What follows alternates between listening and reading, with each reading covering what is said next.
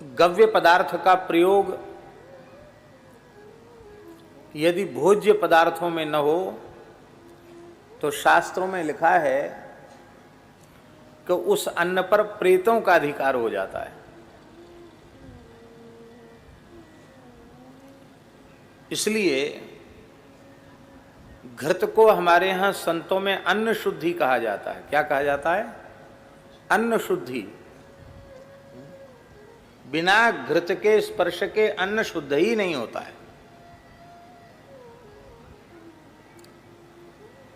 24 घंटे में कोई न कोई गव्य पदार्थ हमारे पेट में जाना ही चाहिए।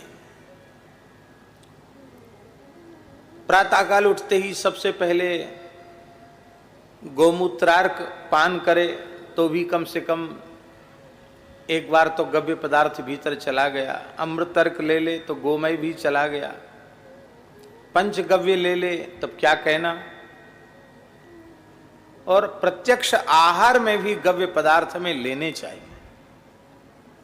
हमने विज्ञ महानुभावों से सुना है, जिन्हें चिकित्सा शास्त्र का विशेष ज्ञान है, कि प्रातःकाल प्रातराश में बाल भोग में यदि गाय का ताजा दही उपलब्ध हो तो बाल भोग के लिए सबसे श्रेष्ठ है।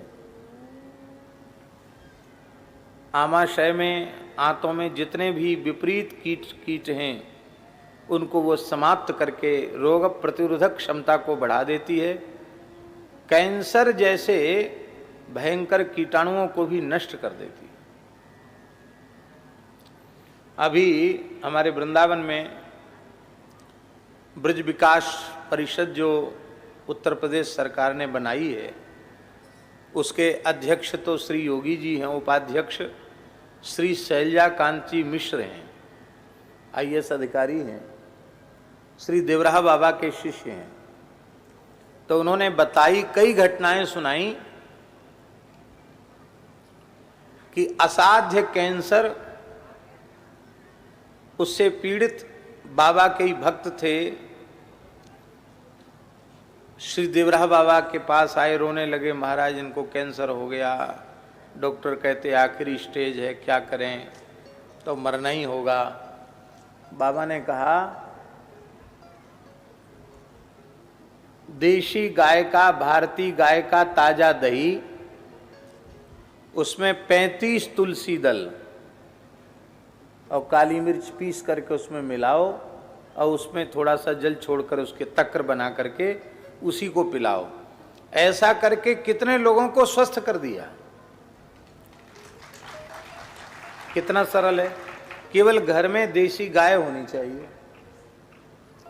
तो ताजा दही कैंसर जैसे कीटाणुओं को भी नष्ट करता है। तुलसी दल छोड़ के यदि ले ले, तुलसी दल के साथ चबा करके ले ले, तो कैंसर जैसे कीटाणु भी नष्ट हो जाते हैं। बाल भोग में दही, मध्याह्न के राजभोग में घृत,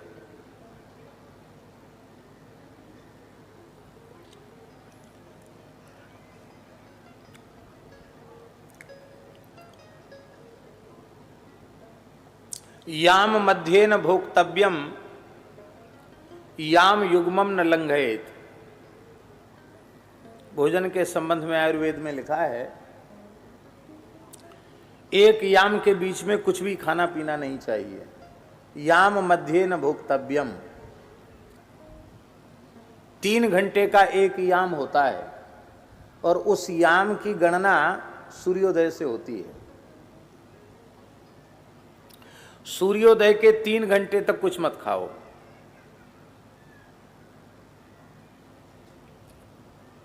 याम युग्मम न लंघयेत, और 2 याम बीतना नहीं चाहिए, लंघन नहीं।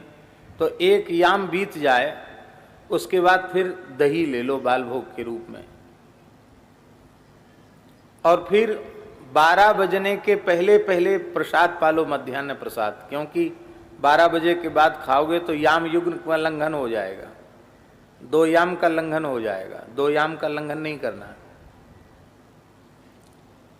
तो 11 बजे के करीब, 11:30 बजे के करीब आप प्रसाद पा लें। प्रसाद में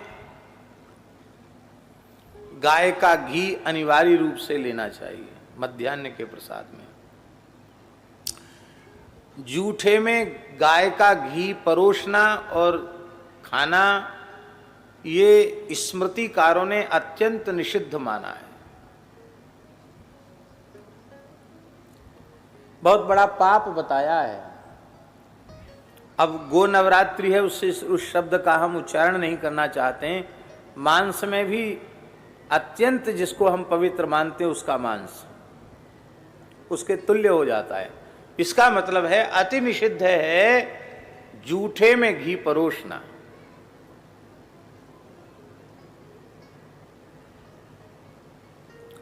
अब मान लो इच्छा ही है कि नहीं घी दें हम, तो उसकी पद्धति ये है कि भात में दाल में घी मिला दो फिर परोस दो।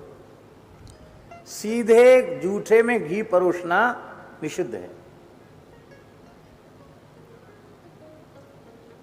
द्विजाति के भोजन की थाली में यदि आ जाए इस प्रकार का, तत्काल उसे भोजन छोड़ देना चाहिए, नहीं करना चाहिए भोजन।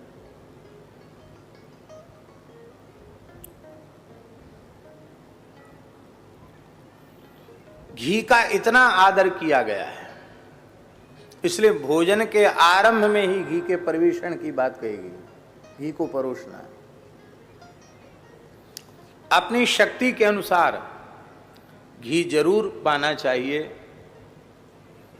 उत्तम पक्ष तो यह है कि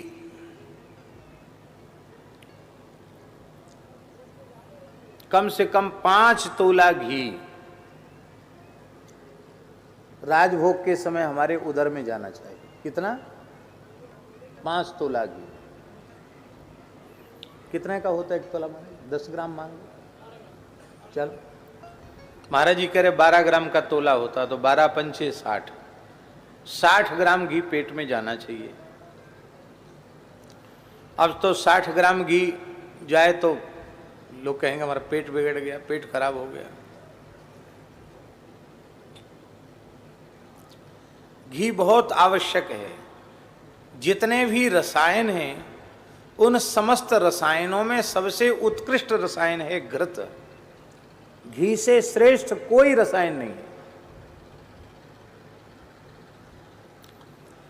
और मध्याह्न के भोजन में भोजन कर लेने के पश्चात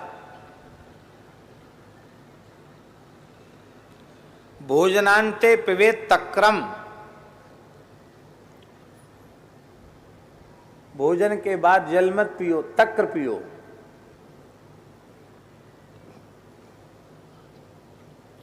एक बात और कह दें, दही में अथवा छाछ में नमक मिला देने से उसका स्वाभाविक जो गुण धर्म है वो नष्ट हो जाता है। इसलिए शक्कर की बीमारी न हो तो बूरा भले ही, देसी खांड भले ही मिला ले, स्वाद का ज्यादा आग्रह हो तो, अन्यथा दही अथवा छाछ उसको सीधे ही लेना चाहिए, वो अधिक गुणकारी। और फिर रात्रि के भोजन में भी वही याम युग्मम न लंघयेत, याम मध्य न भुक्तव्यम, याम युग्मम न लंघयेत। और उसमें भी भोजन कर लेने के 1 घंटे पश्चात दूध पीना और दूध पीने के 1 घंटे बाद शयन करना। ये गव्य पदार्थों के सेवन की शास्त्रीय विधि है। प्रतिदिन